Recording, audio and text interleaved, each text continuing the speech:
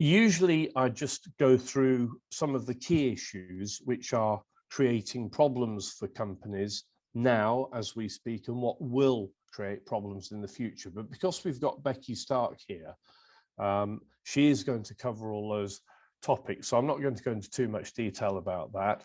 This is just a slide showing what we are doing to help flatten the bumps, straighten the road, and there are some key things which you can look at when you receive the presentation after the event. There's one thing I would like to say, and I think that Becky is going to talk about this in a lot more detail, about how we are fully expecting not only UK customs HMRC, but also European customs to screw down very heavily in the new year. And I'm going to let Becky talk about that. We have been running compliance audits on companies for a number of years now, and they do prove to be very, very informative and very useful. And I decided just to put up a few comments that we're getting from some of our clients about the recent audits we have done this summer. And so that's there. So now, without any further ado, I want to move on to our first guest, who is Becky Stark of Stark Export Focus. Becky is actually also a trainer for the Sheffield International Trade Centre and Sheffield Chamber of Commerce. So I am going to put up Becky's slides, and then I think, Yulia, you're going to give the host over to Becky. Is that right? Sorry, Nick, she's just speaking to a customer. I'll do it now for you. Oh, thank you very much, Elliot. So over to you, Becky. Thank you very much. Well, good morning, everybody, and thank you for joining us. It looks like Celebrity Squares, seeing all the boxes light up on the screen. Hopefully this will work now, and I've got transitional ability. It's not sorry, moving, Nick. just need to share me, yeah? Yeah, Nick, sorry, I think Julia's made you host, so it might be you that would need to right, okay. So if we can just get back to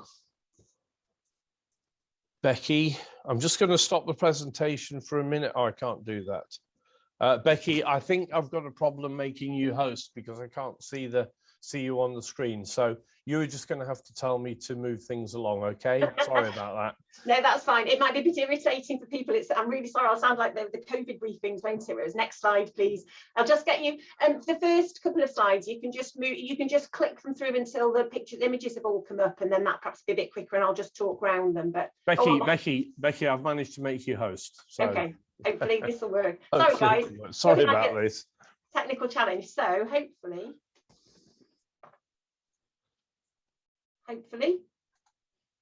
Still no mouse movements. No, Nick, it's not moving. It's not working. Right, I'm afraid I'm going to have to do this. So over to Becky. Okay, thank you. Thanks for the introduction. I noticed that Nick promoted me as an expert. I worry about that topic because there's an ever-changing scene in customs. But what we're going to do today is, Nick, if you just want to scroll, just click through. I was just sort of setting the scene in terms of the landscape, I think, for international trade. I mean, 2021 has been the perfect storm, hasn't it? We had all our beautiful oven-ready trade deal announced on Christmas Eve in 2020, which took effect on the 1st of January. We've had COVID, the actual separation itself, and all the ramifications that have come with that as well in terms of delays. A lot of you will have had potentially challenges. People weren't shipping in January, February. Some businesses stopped trading with certain markets. So we had a lot of delays. Costs have gone up, freight costs in particular, and it's been that perfect storm because Brexit, because of COVID. You know, any of you shipping in from the Far East will know that a container's gone up from about $3,000 to about $12,000, $15,000 a time now. So we've had lots of increasing costs. We've got driver shortages. We've got things that aren't in the right place. And also it's not just a shortage of the infrastructure, it's also about the skills that people have, and this is the thing that we've been working very hard to help companies with, myself and other industry professionals. I mean, the whole industry is trying to help companies to understand this. And I know there's a lot of companies on, and hopefully some of this will be a reassurance for you, but the learning journey for a lot of companies of different shapes and sizes, some of the very small businesses who are just grappling with the concept of import and export and even postal shipments, to the larger companies who may be doing delayed declarations, EIDR, and all the new language that's come with that. So on top of all those frustrations, we've obviously got the customs element that's come in, and that's the focus really for this morning's session. And I know it's really just a brief snapshot. So the customs processes that we've had to get used to since January, and that the whole concept of import and export, so everything coming in and out of the UK customs territory, as it's called now, is an import or an export. So Nick, if you could just click through these. So we've had our block of the documentation that makes it happen, and we've had a lot of companies grappling with even what needs to go on the commercial invoice, presentation of correct documentation, and just understanding the core documents that make this happen. So if you're doing postal exports, then the CN22s and CN23s are your egg if it's under £873.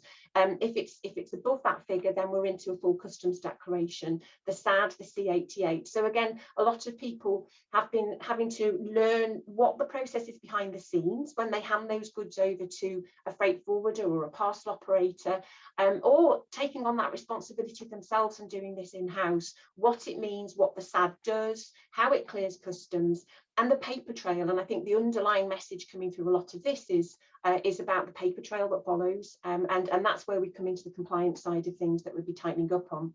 So postal exports in particular has been a challenge, because you don't get the same paperwork. So in terms of one for you on the compliance side, anybody who's receiving postal, you don't get a C79 VAT certificate for all your postal shipments.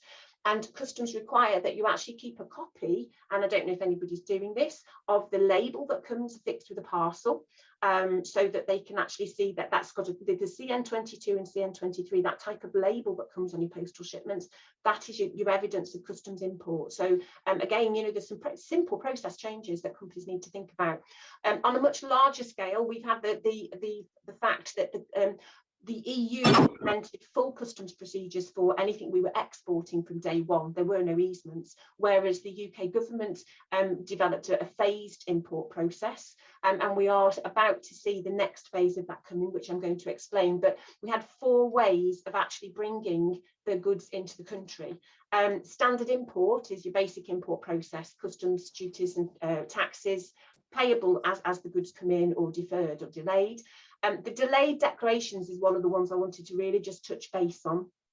It caused quite a lot of shockwaves in sort of June, July time. Companies were starting getting letters about their 175 days for, have you done your supplementary declaration? And this will roll on the delayed declarations, which was basically a means of enabling you not to have to do a full customs declaration as the goods are imported. But in doing that, you have to have something called an entry in declarant record, EIDR, and a supplementary declaration to be submitted within 175 days of that entry. Now, the key thing there was it was buying you time. It was a cash flow benefit, because with customs, the duties and taxes are not due until the supplementary declaration has been submitted. So effectively, it was giving businesses 175 days before those liabilities had to be paid. And I think that the biggest confusion around that has been a fact that some companies didn't realise that they had operators who were doing delayed declarations on their behalf. So when we talk about VAT and the postponed VAT accounting and the deferment accounts, they might have been the agent that you might have engaged may have been using their facility to do that. So there was a lot of queries around, well, who's doing the EIDR? Where's the VAT? People expecting C79 VAT statements, and actually they needed to register for postponed VAT accounting. So we've had quite a lot of challenge in helping companies to understand that. As I say, they have extended delayed declarations until the end of the year now, so they can continue. But the other follow-up to that is companies not realising necessarily, if they were taking that option, that in order to do the supplementary declaration, you had to get registration and authorisation from customs. And I know KPMG did a Freedom of Information Act request a few months ago, and they were taking about 65 days to get that authorization through. So it wasn't just a case of you could just delay them and don't worry about it. And I think that's what got missed by quite a number of companies. So hopefully you're all on board with that. The simplified declarations, that's just the next step up. That's the more permanent fix, whereby the declarations have to be submitted by the 4th of the following month. It just gives you time to move goods away from the ports without waiting for full customs clearance. And that is a longer term solution, but obviously requires authorization. Transit is the other one that's really, I think a lot of people didn't understand transit. We've never had to do it, but it's a method of getting goods from across borders. So if you were sending something from the UK perhaps to Italy and it's going overland, suddenly we were getting requests for T1 documents, and a lot of companies didn't understand what these transit documents were, but it enabled them to move without paying customs duties and taxes at the first point of entry into the EU, which is what would normally happen. So they would need a transit document to take them through to Italy so they could clear the different customs authorities going through.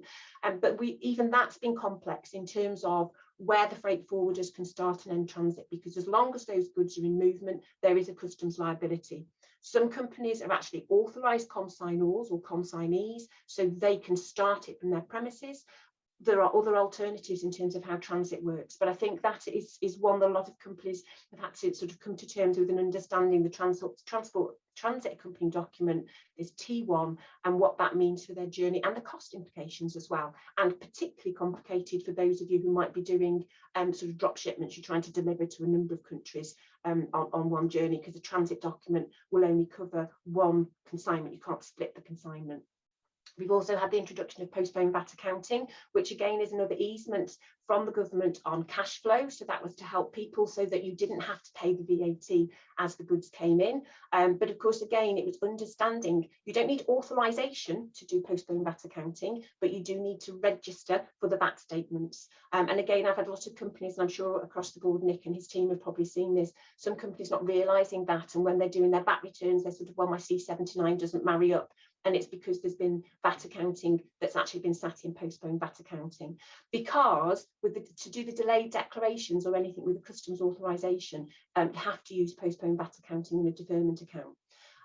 So duty deferment is the other thing, is that understanding the duty deferment side of things. There has, again, with the postponed VAT accounting, it's meant that you don't need to have your VAT sitting in a duty deferment account if you don't want to. These are optional, by the way. You can still pay on import, standard import, but the duty deferment account has enabled you to take away the VAT element, so it reduces your liability. And there have also been waivers on the customs guarantee that you would typically have to hold the duty deferment account. So lots of easements, but it's quite a lot for businesses to get their heads around. And it's for everybody across the business, everyone involved in the logistics and the shipping, the finance teams, everybody. So thanks for that, Nick. If we can move on to the next slide. The next one that is causing an issue is the rules of origin. The trade agreement, when it was announced at the end of the Christmas, I didn't even read it actually, though it arrived on Christmas Eve. I waited a few days because I was exhausted from reading everything else. But the big thing that's come out of that is the rules of origin.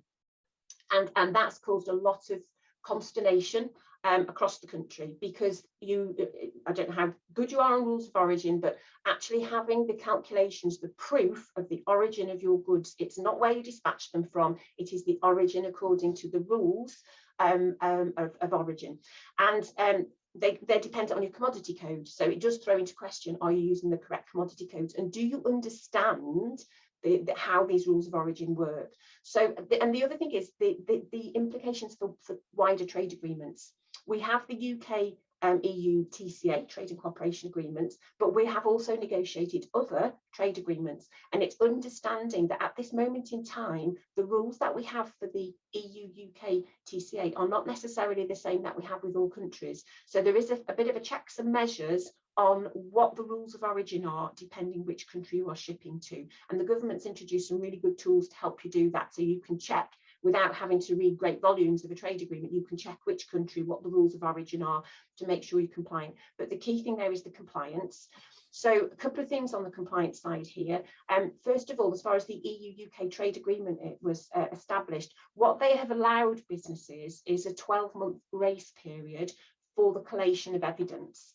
because not everybody had it from day one. So if you've been putting the declaration of origin on your commercial invoices, you didn't have to have all the evidence shored up at the beginning of the year, but you were expected to be collecting it. That easement ends at the end of this year. So you need to make sure, if you are using any origin declarations, not just for the UK EU shipments, if you're using any origin declarations, you must hold proof of origin within your business. And it's quite a big area, so not enough time for this session.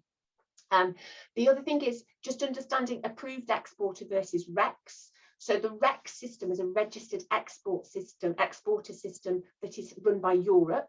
And we don't do REX, okay? We are outside of REX. We don't sit on the REX platform anymore. And it enabled traders to register on the platform so that they could do declarations of origin for shipments to certain countries, depending on the trade agreement. So Japan, Canada, and a few others. We, as in the GB, do not have access to REX anymore, but it has caused some confusion when people have been importing or exporting, because some of the EU customs teams have been saying we need a REX number, and we're going, no, we are using, for shipments to the EU, it's your EORI number, okay, but the EU shipments into the UK, the statement must hold their REX number. So just to avoid confusion on that. And also, secondly, just remembering that approved exporter is different to your EORI number. If you are regularly shipping over £5,500, then you need to get approved exporter status, and there's a registration process you go through with HMRC to enable you to ship to designated countries with designated products, etc.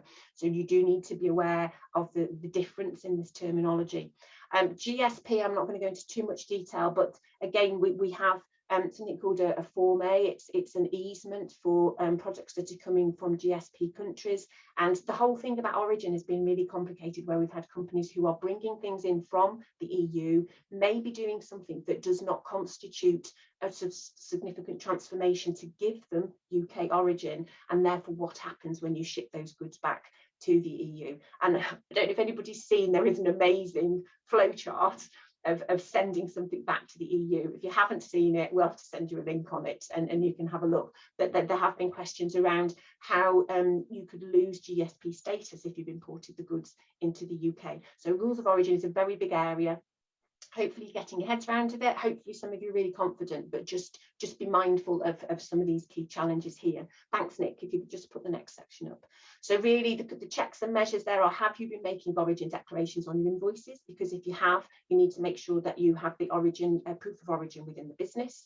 Do you know where to find the rules of origin for your products? Do you know what tools are available to you to do that? And do you have the evidence if HMRC came in to audit you and say, come on, I want to see where the evidence is on these goods. So that's just a quick snapshot on rules of origin. So Nick, if we could have the next slide, please. Two key things that have really come into focus. They will continue to be heavily in focus. The first is your commodity codes. I've mentioned them already, but everything hinges on the customs declaration and the commodity code, because it determines duties and taxes for import and export. So just a heads up, remember it's 8 digits for export, it's 10 digits for import. For all of you who are importing, please do be mindful you have a legal obligation to check that the commodity code you import with on your import declaration, and don't forget you have a liability to check your export and import declarations. The commodity code might be different. It depends where the goods are coming in from, but you must check that you are using the correct commodity code for your imports, because it might not be the same as you have for your export from the supplier. Similarly, Inco Terms, my days, is a language I've used so much particularly over the last 18 months, but understanding Inco Terms, the terms of trade. Who is responsible for customs clearance? Who's the importer of record? Who is the exporter of record? You have legal responsibilities, and it's about task, risk and cost, but also who's going to do the import and export declarations. There was the FCA term that many people used for the EU, it caused a lot of stress. I had people in tears on the phone, I won't lie, that we've had so much stress because people who've been sending goods to Europe didn't realise the customs procedures that were involved, and under FCA, you, the exporter, have to do the export declaration. And we had lots of people scrambling around trying to find agents who could do an export declaration for them, even if they weren't arranging the transport. Now, fortunately, Nick and his team at the Chamber, they have a customs declaration service. So if you need someone to do customs declarations, they can do that. But I had companies, we probably tried 14 or 15 different agents trying to get someone to just be able to clear the goods.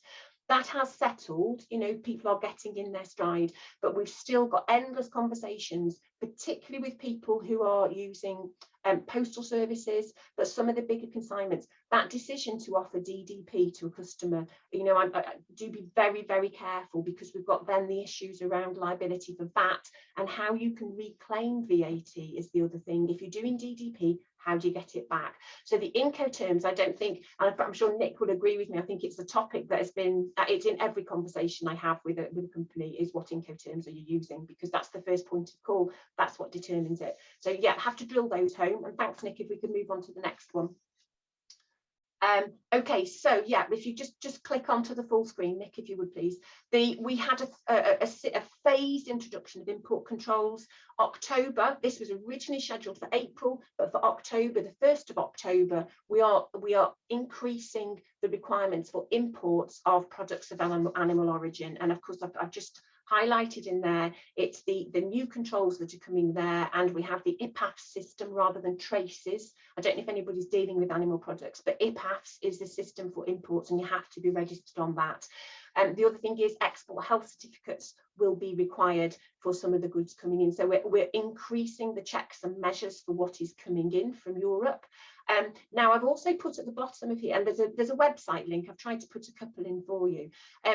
Just to avoid confusion, there was an announcement that the EU had delayed the need for GB traders exporting products of animal origin to NI and the EU to obtain health certificates. Now, that was a bit misleading, because what that was saying was they were delaying the need for you to use the new animal health regulation certificates. So if you have export health certificates, you still need them, but what they're saying is that they have delayed the implementation of the new animal health certificates that you might need. So it was just to flag that on the export and the import side.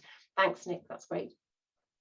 So as of January, we are into full import controls. So all the easements, apart from live animals, if you just want to click through, Nick, for it a couple more times. So full import declarations and duties, unless you hold customs authorizations. So the delayed declarations will no longer be available. That's the position. Safety and security declarations, that's something you possibly don't see, because it's normally done by the carrier themselves, the haulier. But the safety and security declarations will have to be required for all imports. So that's something else you need to be aware of. And particularly anyone who's doing their own declarations, do you realise you have to do those and how to do them? Increased physical checks for the products of animal origin. So the border control posts, the BCPs, will take effect. They've all been developed, and will be into increased pre-notification requirements and documentary checks, phytosanitary certificates, etc., etc. So your suppliers need to know what they need to provide, and you possibly need to remind them, depending what industry sector you're in, of any changes that they need to do, because part of that liaison, isn't it, with customers, is making sure that you're helping them to make sure they've got the right paperwork. The other thing is GVMS is a goods vehicle movement system in place for all imports and exports and transit movements at certain ports. So you're going to have to make sure you know which ports are actually using GVMS, because it needs something called the movements reference number for the goods to go. Again, the carriers will probably do it, but you need to just be mindful that you may be needing to check those. So Nick, if we could move on, please. Customs declarations for imports, I've just highlighted again about the delayed declarations there for you. So they end at the end of this year. Don't forget the supplementary declarations, and also entering deferment records and the authorization for CFSP, which is required as a result of that. Again, just a few questions for you that you can maybe work through. Have you or your intermediary been making delayed declarations? Who's keeping the EIDR information? Have you submitted declarations within the designated time frame?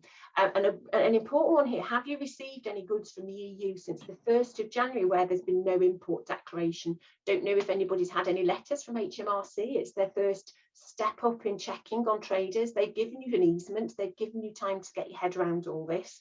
But essentially they are chasing up now, and you need to be making sure that they're saying that if you do voluntary information that you will that you will have to pay when the goods, as soon as the declaration's made. There's no easement on that, but if you don't do those declarations, there could be penalties. So again, VAT statements, and you need to consider self-filing. So sorry, Nick, I'm conscious there's quite a lot, so I'll just move through. If you just click on these, the full details of the border operating model are available from the on the UK website, Assets Publishing, and that was just about the final border checks in March 22. So Nick, if we could move on, please. DEFRA have got a whole series of webinars, so I'm just going to scoot through this. The dates are there. If you are doing products of animal origin, they've got all the information and some webinars on those for you. So thanks, Nick, for the next slide. Northern Ireland. Now, this all changed last night, so I had lots of information, so there's good news here. We've got lots of terminology about shipments to Northern Ireland. Poor Northern Ireland. I would love to throw some statistics. If you read the Northern Ireland command paper that was issued in July, there's some really interesting statistics about what the government has done and the impact this has had on traders. But essentially, they have got, if you've got at-risk goods, they've now got an online checker, so you can see if your goods are at risk, so you can have a look there. They have something called the UK Trader Scheme, which you may or not be aware of, which is about an easement for at-risk goods. Now, up until the end of October, you were going to be able to use your an existing customer address to register for that. Now, that easement was supposed to come to an end, but with regard to these things, there was an announcement yesterday that they are halting the ending of the easements. Now, I haven't seen any detail if there's anything that slips through the net, but the easements will continue indefinitely. They're not putting a timeline on this because they said it puts too much pressure. So and the EU haven't approved it, but it sort of had a nod through, is my interpretation of what I saw on the bulletins that came out yesterday. So just be mindful that so for Northern Ireland, things are going to stay as they are. So Sausage Gate is on the back burner for a little bit longer, but it will come, but we're not sure in what guise. The government is working. They've put the command paper out, and that they are looking to try and digitalise things. And essentially, the nuts and bolts of it is they are trying to make it that goods that we know are going to stay in Northern Ireland will get some easement on the procedures and also the standards requirements. They're hoping to run some sort of dual requirements. So sorry, Nick, do you want to move on? I'm very conscious I need to wrap up. Protocol command paper. System change, just very quickly. Chief, which many of you may know, is the system for the customs declarations. That has been very old and clunky, and it's phasing out. It will cease to operate as of the 31st of March 2023. The new system that we have is the CDS, the customs declaration system. If you are doing your own declarations, you need to understand CDS. There's different fields of entry.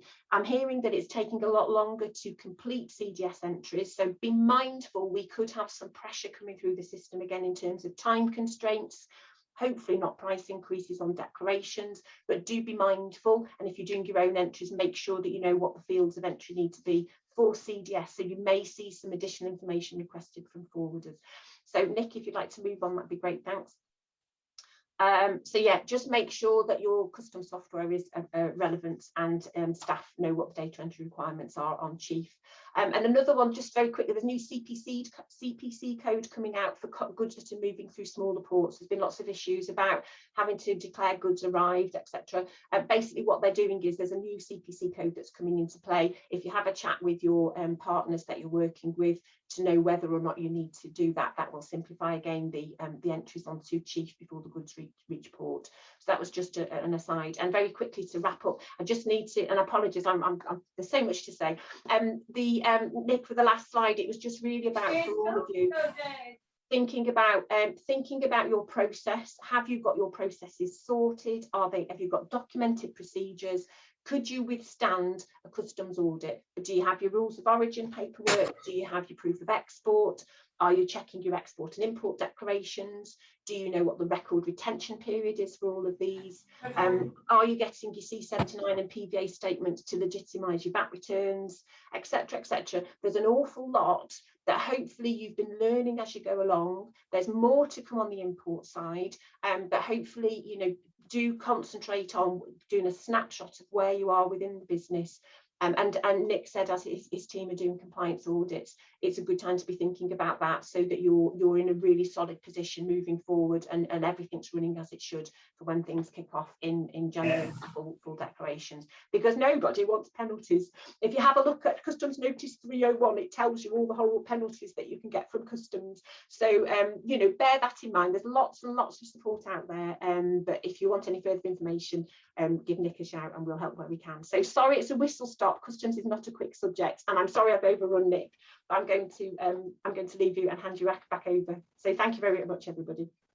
Oh, thank you very much, Becky. Actually, that was really, really interesting. And in this game, you never, ever stop learning. And I picked up a lot from Becky's presentation just then. I'm not too sure who has the host now, but whoever it is, if you could give it back to me, and then I will introduce the new person. Just while we're doing that, I'd just like to make a couple of notes from a couple of the things that Becky said.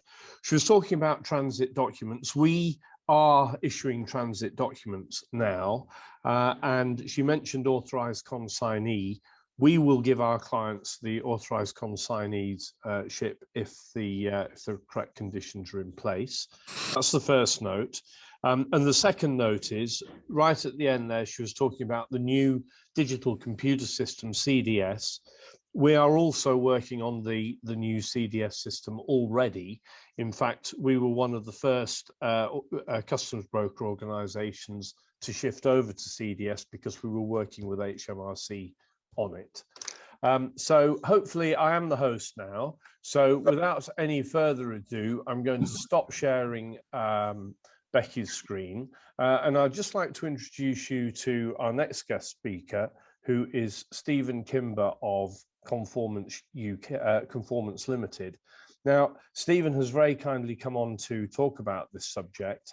The urgency of it, which was really apparent at the beginning of the summer, has been somewhat relieved, because recently the government stated that they were going to delay further the introduction of the UKCA standards and markings until January 2023. But nevertheless, this is a huge change, and it does actually mean that any product manufactured or imported into the UK, or even just used in the UK, that is not UKCA classified or standardized, will not be allowed to be used. And if you think about the enormity of that, it's huge. And therefore, every single importer or manufacturer of products in the UK, this could affect everybody. So without any further ado, I'm going to put another share screen on, and I'm going to introduce Stephen. Stephen, I'm going to remain the host for this. So if you would like to tell me when you want the slides moving along, if you'd just like to do a little introduction to yourself, I'll be very grateful. Thank you, Stephen. Thank you, Nick. As Nick has said, my name's Steve Kimber. I'm one of the consultants at Conformance, specialising in electrical products, UK and CE marking. Principally look after things like safety, chemicals, EMC, Roche, again, mostly for electrical products. But what I'm going to be talking about this morning is relevant to any of you who have to CE mark or UKCA mark products, because there's two things I'm going to be speaking about. Can you just hold the title slide, please? Just hold that one. First is an overview of the Brexit UKCA requirements, which, as Nick has said, has now been extended by a year. But it's always good to prepare for these things in the meantime. And yes, to prepare for them in the meantime. And the second thing is, I'm going to be talking about the new requirement for an economic operator to be appointed in the EU, which has come in July this year. And it's something that if you are exporting, because effectively, when we were the single market, you were just transferring goods from one part to the other. Now, effectively, anyone placing products on the EU market is an exporter, and there's then an associated importer stroke economic operator associated with the product. So really, it'd be talking about that legislation and what is required. Nick, next slide, please. Okay, so what happened with Brexit? Well, effectively, we've now got a new conformity assessment scheme in the UK, being the UK CA mark. And when it was announced, it was originally proposed to last until the end of this year, a transition period where you could use both UK CA marking and CE marking. It's been applicable from the 1st of January this year, and it's now been extended. The cut-off date is extended now to the 1st of January 2023, which means that products that have the CE mark can still be placed on the UK market without any issues up to that date. It's given an extra 12 months leeway in that respect, which is actually very good for people importing product into the UK. But as you can see, it was extended late in August. So the government has a record of doing things associated with Brexit and that fairly last minute. There's some minor exceptions for where an approved body is used. An approved body is the new name for the UK version of what was a notified body in the CE marking processes. But if you use a UK approved body, there's some changes for medical and construction products where they don't have to adhere to these dates. For example, medical doesn't require UK CA until July 2023, and there's going to be an announcement about construction products imminently. Next slide, please, Nick. So all we need to know, this is the guideline from the uk.gov website. What is interesting is the need to put a CA mark on your products for the UK market is now extended till 1st of January 2023. So again, there's another year in which both UK CA, which is on a voluntary basis, and CE marking on a mandatory basis can be used to place products on the UK market. The one thing that they have dropped, there was going to also be a year's transition after the UK CA marking came into effect, where the label didn't have to be on the product, the mark didn't have to be on the product. That has been slowly dropped in the revision. So really what we recommended is people just mark their products, dual mark them, generally UK and CA and CE, and then you can just forget about it for the life of the product in that respect. Next slide, please, Nick. Okay, so what actually is UKCA? Well, this slide is designed to be a very brief overview of what's required. I think you're all familiar with the EU Declarations of Conformity. There needs to be a UK Declaration of Conformity, which shows conformity to the UK legislation, so no longer directives, using the designated standards. At the end of last year, originally designated standards were going to be only British standards. At the end of last year, the government then turned around and said, well, actually, we can use what the EU is using for their standards at the moment. So really almost any standard now is a designated standard. And in terms of the UK, we don't use the word harmonised standard anymore. It's now a designated standard. When products are imported into the UK, there are various obligations depending on where you are in the supply chain. So in general, the product needs to be marked with who's bringing the information, the product into the UK.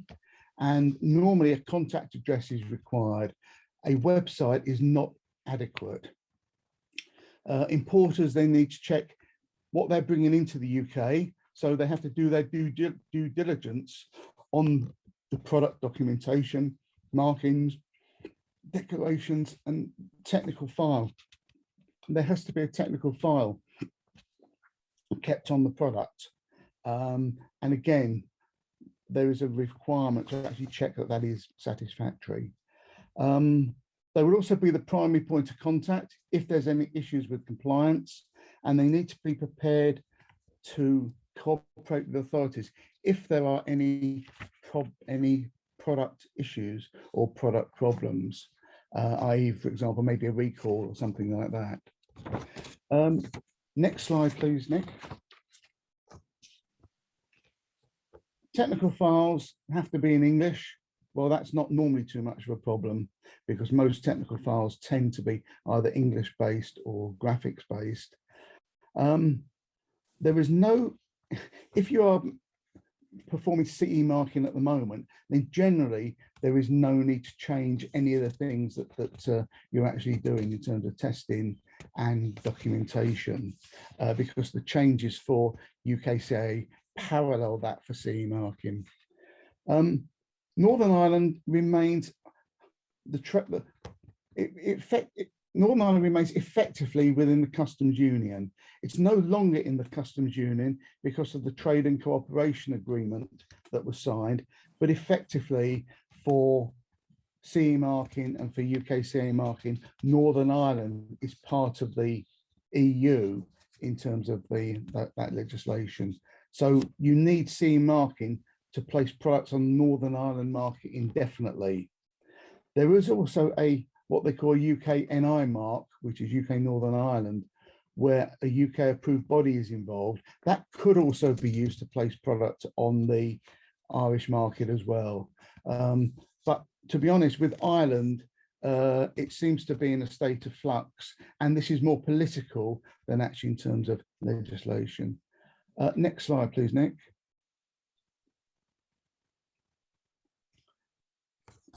This is really just to show you the similarity between the UKCA process and the CE marking process. So on the right-hand side is really the steps to CE mark your product. So it's a matter of decide which legislations apply, search for the relevant standards to show compliance or how you will show compliance, check there is compliance, compile a technical file, which is available for the authorities that show how the products comply with the essential requirements of the legislations, prepare the declaration of conformity, affix a CE logo, and then the step that people tend to forget with CE marking is ensure the products are compliant throughout the production life of the product. A lot of people get to the stage of, oh, we fixed the mark, we've done the documentation, that's it. No, there is an obligation to actually ensure that every product that comes off the production line still meets the same standards and legislation requirements. And as you can see on the left-hand side, the UKCA marking process is very similar, except you've got UK regulations and statutory instruments, UK designated standards, and then a UK declaration of conformity. And if you look, I hadn't updated the graphic in the bottom left-hand corner, so it should be updated to 2023 for that. Okay, so if you are CE marking your product at the moment, UKCA should not give you any big challenges. Next slide, please, Nick. One of the issues about UKCA, and one of the things that arise is suddenly the administrative overhead doubles overnight, because for each product you would require a UK declaration of conformity and a EU declaration of conformity, which for a single product effectively references the same standards and almost the same legislations. So what we've put forward now is a suggested format, so you can combine both declarations of conformity into one document, which will make for reduced administration in terms of your product. So if you've got many products, this we believe is a better way forward for the declarations of conformity.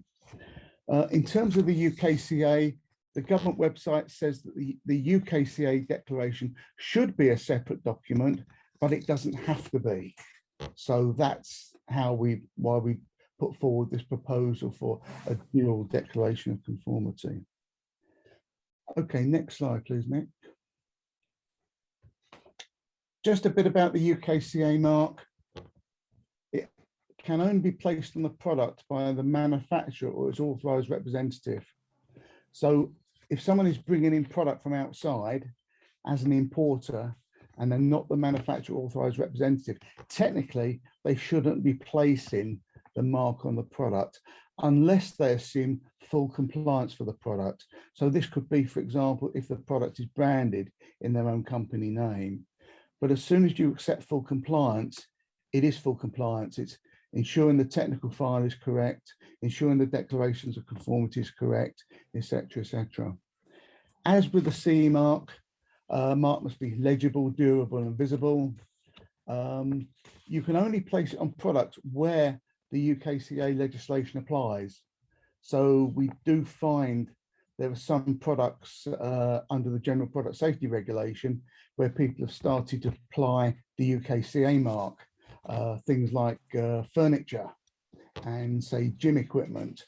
Well, that's not necessarily correct because it should only apply to products that are subject to the relevant legislation.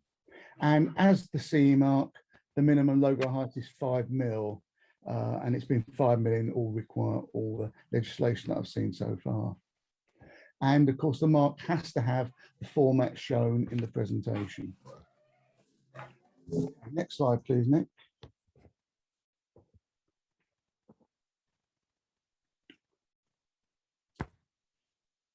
Okay, so that talks about the UK market side of things.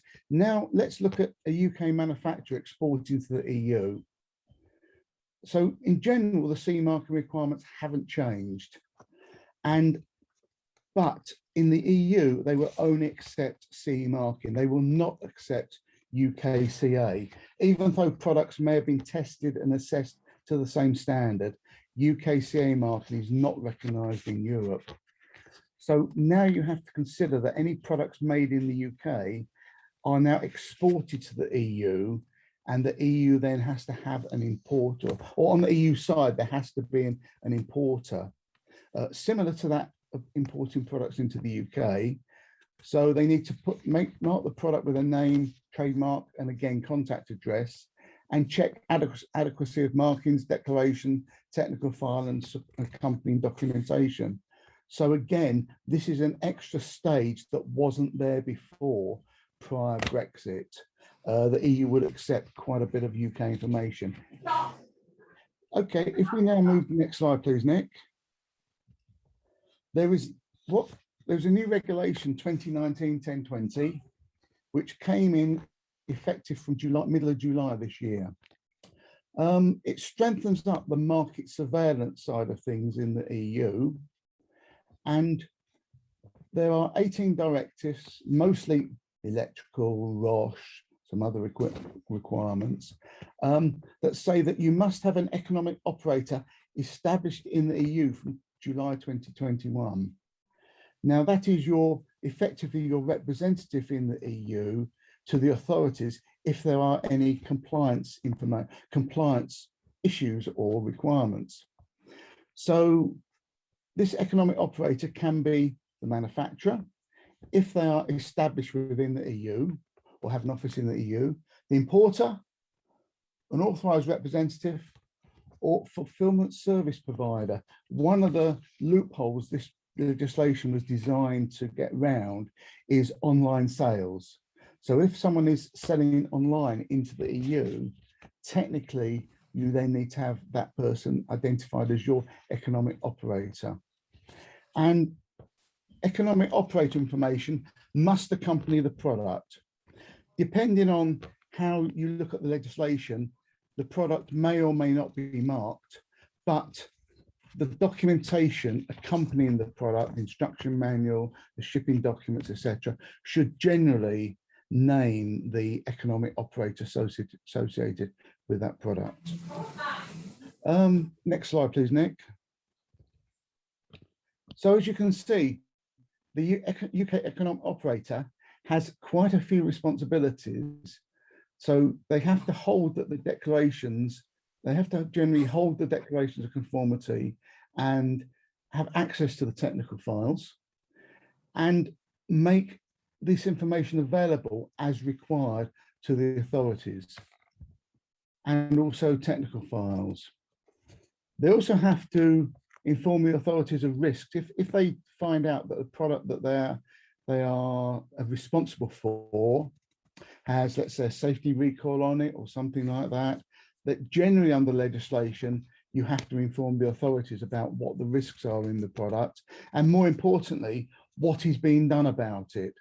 So it's no point in just saying to the authorities, oh, I've actually got a product that gives people electric shocks, or it's got a sharp edge on it that cuts people. What they have to do is to go to them and say, well, actually, we have this issue and we can now, we have this solution for it. They have to cooperate with any actions to mitigate risks of their products. And as I say, their information needs to be on or with the product supplied.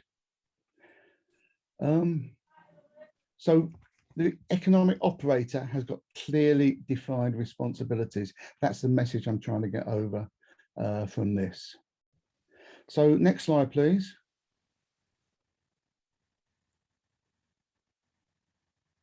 Okay, so thank you very much, everybody. This was just meant to be a very high-level overview of both UKCA and the market surveillance regulation requirements.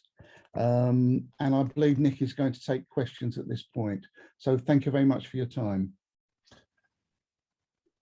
Yeah, thank you very much indeed, Stephen. You know, both of these presentations have been immensely useful and informative, and certainly the question of the UKCA marking and the rules and regulations behind it, I was really not aware of at all. I would just like to ask a quick question before I move on to general questions. Stephen, you mentioned about the suggested format for the dual declaration.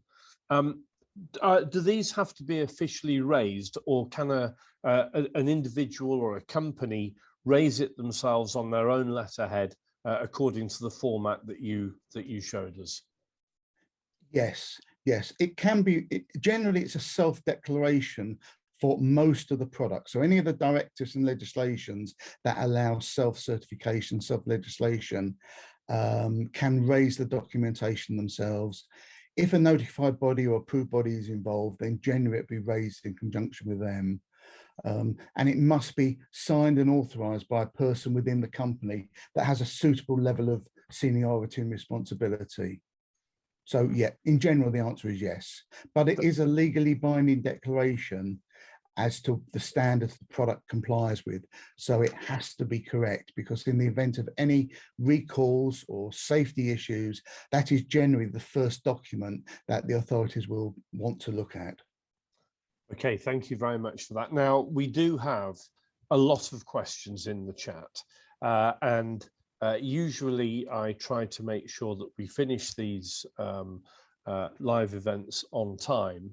However, I do just want to cover some of these questions.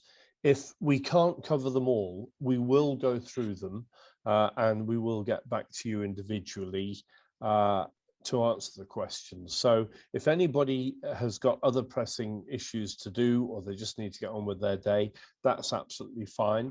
But we are going to run over on purpose so that we can just clarify some of these questions.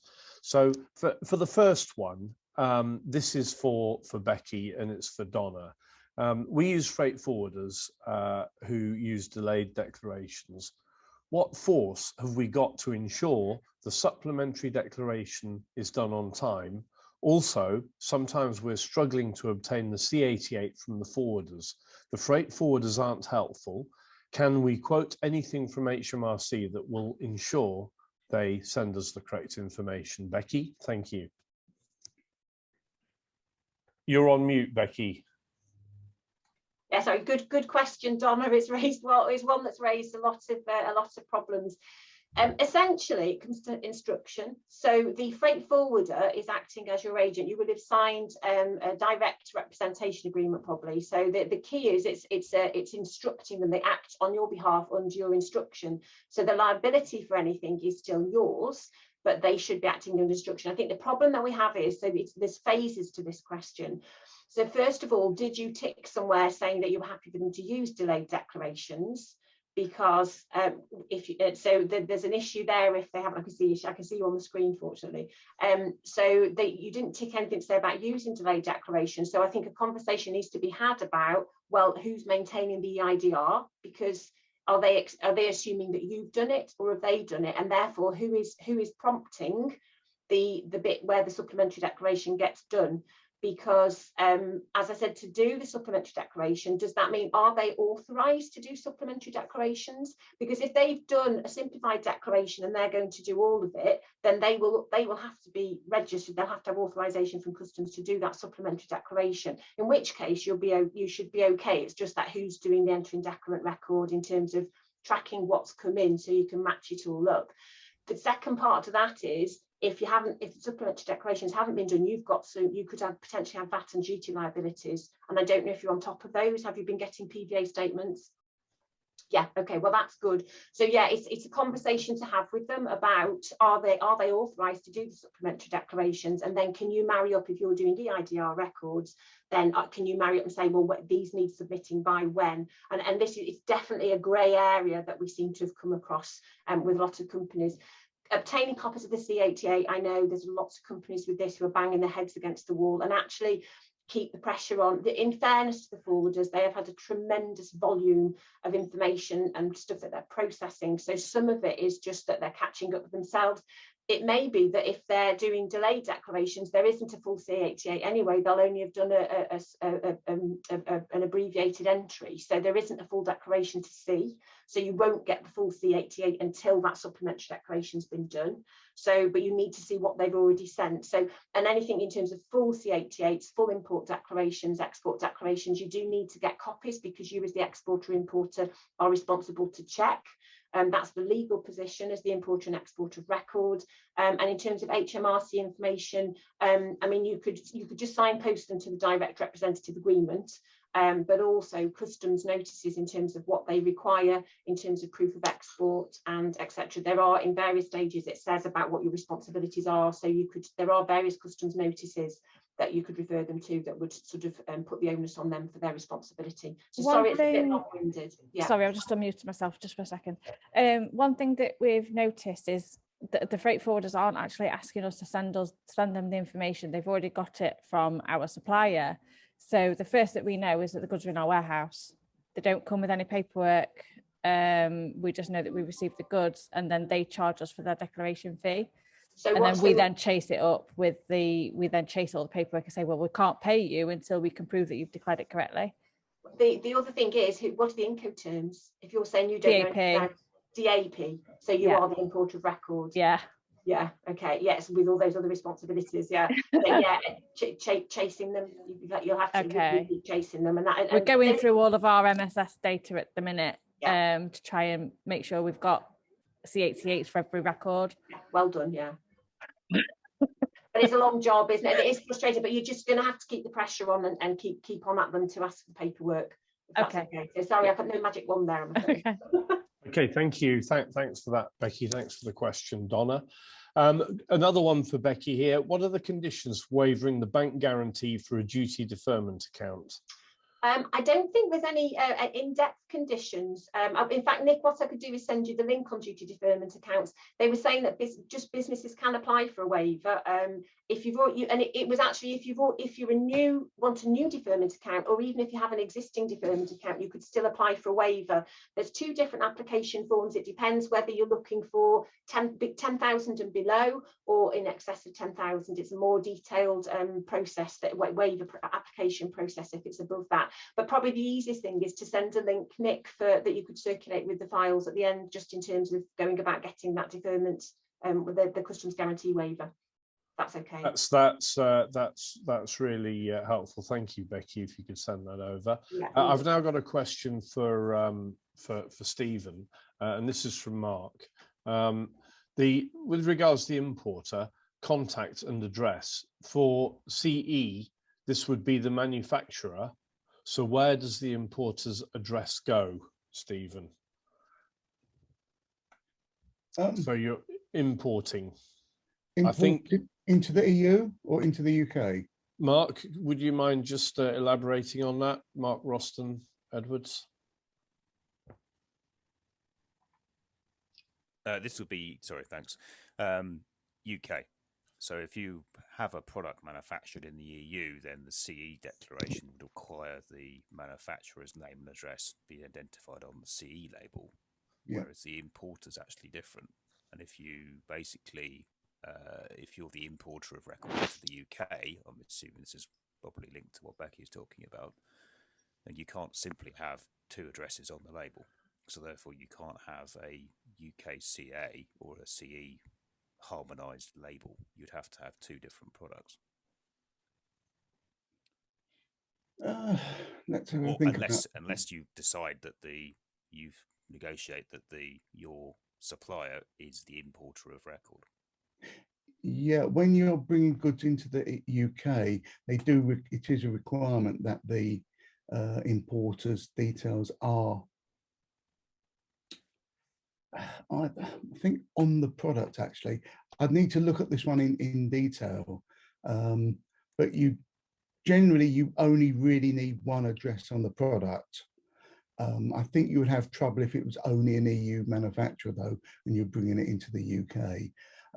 Up to now, for the next 18 months, of course, that will be totally acceptable because it's using part of the CE. It's part of the CE marking scheme, and of course, indefinitely will be acceptable for Northern Ireland. Yeah, but it doesn't. I'm just thinking of a wider event that if you've got products, electrical products that have got UK, that we require to have UK CA labelling, that even if no matter where they're actually made, if I'm looking at Chinese products or my iPhone, then it simply has made in People's Republic of China. But it doesn't say that Apple UK is importing this into the UK. So the question I've got is how do you mark the products if you require the importer's name and address on it? And equally, if you're exporting it from the UK to the EU for the CE labelling, do you have your agent in Europe's address on the product as well? Because this is going to require separate products for every market at that point. Yeah, going the other way, going from the UK to the EU, depending on how you read the legislation, you could think about that you have to mark the product and or its packaging and or the accompanying documentation. So we're taking the view that if the economic operator is associated with the product in some way, then that should be enough to satisfy the legislation. I was interested to ask the question. It's interesting that you're unsure of the reply, because this is a key area I can see that is an issue, because we're also talking about people being, if you're doing online sales, that somebody selling a product would have a different importer of record to another person. So therefore you'd have the same product with two different importers. Mark, I think the best thing that we can do about this really is to take it offline. And I think that both Becky and Stephen will get copies of the questions so that they can they can focus on the questions that are targeted to them, and we will get back to you if that's okay. Thanks for that, Stephen. So I've got another question, and this is again for Becky. It's from Sam. Our customs agent is sometimes declaring the incorrect value on the C88 by not reading the commercial invoice correctly. Can this be amended, and who is liable for the incorrect value that's declared? Yeah, good question again. Basically it's an error on their part. So as long as you see it and you pick it up, you need to go back to them, and the instruction to the agent is this value is incorrect, so please amend it. You can go back and make an amendment, but you've only got a limited period to do it. But if it's an incorrect value, ultimately, if it doesn't get changed, it will still come back to you. So you need to go back to them and tell them that they need to amend it. Okay, thanks for that. And just to answer that last bit of the question, I think I'm right in saying, Becky, that it is the importer of record who will be liable for any incorrect calculations or values or inputs, even if it's just a simple typo, It is the importer of record, and that's why it is really important that importers and indeed exporters do check the C88 or SAD documents when they have received them, and just make sure that all of those values and inputs are correct. Another question from Donna: do we need a physical presence in Northern Ireland to become a member of the UK trade scheme? We export to Northern Ireland from the UK under DDP terms. Right, yeah, that was one of the changes that I mentioned, Donna. So yes, in theory, that to be able to register for UK trader scheme, you're supposed to have an established people or premises. You'd be established or have people or premises in Northern Ireland. The easement was that you could use your customer's address during this sort of easement period, and that was due to come to an end at this moment in time. They're saying, as far as the announcement yesterday says, they are extending that period, but ultimately to use the UK trader scheme, yes, you would have to have a registered presence in the Irish markets of one of those lines. So sorry about that. The TSS website got some really good guidance notes on this. I don't know if you've seen, but yeah, that's the position anyway. Okay.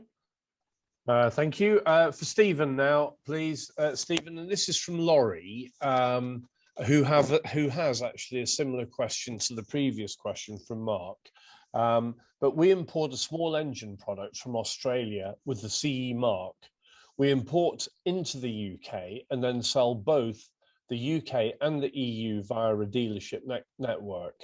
Should we end up with 3 addresses? That's the Australian address, the UK importer address, and the EU importer address. In general, I wouldn't, because of where the product's going, I wouldn't think you need to have the manufacturer address and marked on the product. But in terms of importing in the UK importer should be noted. As far as the EU side is concerned, is this an importer? Is this the economic operator that is going to be associated with the product? So, but potentially, certainly 2 of those addresses could be associated with a product, but I wouldn't have thought it's necessary to have all 3. Okay, that's great. Another question here. We import whole products from the EU to the UK, then sell to either UK or Europe or the rest of the world. We do not do any extra processing. Can you define the requirements to permanently attach the UKCA marking? We leave our products in the original packaging. For example, how could we permanently attach the marking to, say, a vase or a glass dining table? Stephen. Well, don't forget the UKCA marking only applies to certain classes of products which are subject to the various legislations. So, for example, something like a vase, that's not subject to the UKCA marking, because it's not subject to the particular legislation. So you place it on the market in the UK, for example, under the General Product Safety Directive, which is a non-UKCA requirement. And the same for a dining table. So you need to define, do you need UKCA marking for your product first? Because from what I can see in front of me, it looks like the UKCA marking is not required for those types of products. Okay, and I think we'll just cover one more question, because we've gone over quite a lot, but we have made a note of all of the questions which still we have not yet managed to answer. I would just like to ask you, Stephen, a very quick question. You know, we're talking about the UK CA mark and the EU CE mark for UK Europe trade. But for the rest of the world, will all of the other products that are imported into the UK from whichever country, will they also need to be UKCA standardized from the 1st of January 2023? Yes, if they are subject to the legislation that requires UKCA marking. Yeah, okay, that's fine. Thanks for that. So last question, I'm afraid it's all we've got time for. We've run over by 15 minutes. But this is from Sarah. Please, can you clarify if residential customers can obtain an EORI number if they do not already have one? We have been given contradictory information previously. Some say only business or sole traders can obtain one. Others say that residential customers can apply for one, even though revenue, apply for one through revenue and customs. And I guess that's even if they are non-VAT registered. Becky? That is one I've not had before. The government website specifically says you usually need to have premises based in the country you want to import or export from. I'm just reading off the website now, called Being Established, and you either need, your premises need to be a registered office, central headquarters, or a permanent business establishment. Now, the rules that when they first came out, it said that it was for all VAT registered businesses, and then if you weren't VAT registered, you could apply. I've only heard it in the context of businesses, so I haven't heard of it for private individuals.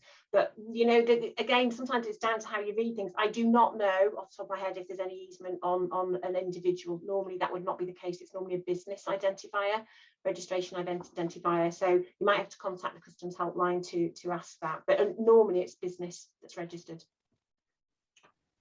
Thank you very much. Okay, so I think we're going to leave it at that. We will get back to everybody who asked the questions.